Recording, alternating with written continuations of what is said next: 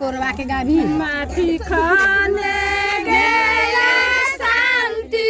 गाना बासा बड़िया है चौथे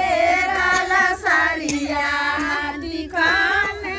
गेला शांति गाना बासा बड़िया है चौथे डाला साड़िया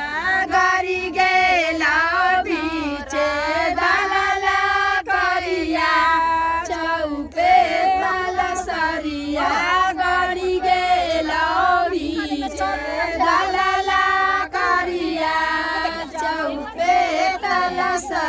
कन भैया हाथे घीचे कन भैया हाथे घीचे कन भैया हाथे घीचे कन भैया हाथे घीचे भैया ठोकले ना करिया चौपे तल सरिया कन भैया ठोकले ना करिया चौपे तल सरिया सोता भैया हाथे घीचे जगता भैया हाथे घीचे सोभित भैया हाथे घीचे जगत भैया हाथे अजितन भैया ठोकले ना चरिया चौपे तल सरिया जितन भैया ठोकले ना चरिया चौपे तल सरिया ढोले ना करिया राते से घीचे ना करिया ढोले ना करिया राते से घीचे ना करिया बसुला से ठोकले ना चरिया चौपे तल सरिया बसुला से ठोकले ना चरिया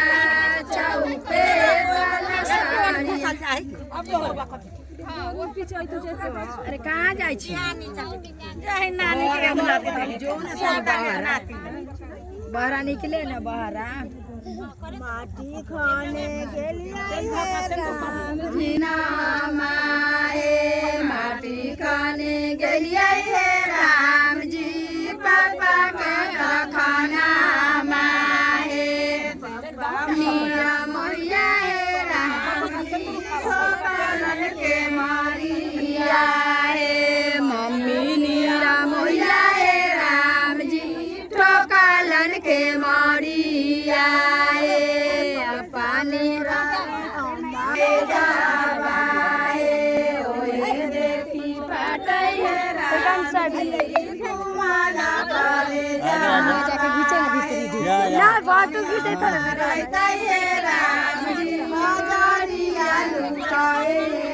सासू माँ के देखावा करके बनाए राम जी हजारिया लुटाए ताइए सतवा भाई राम जी के कठोला सतवा भाई राम जी के कठोला खाने गेलिए राम जी भैया के कंटकिया ओहे देखी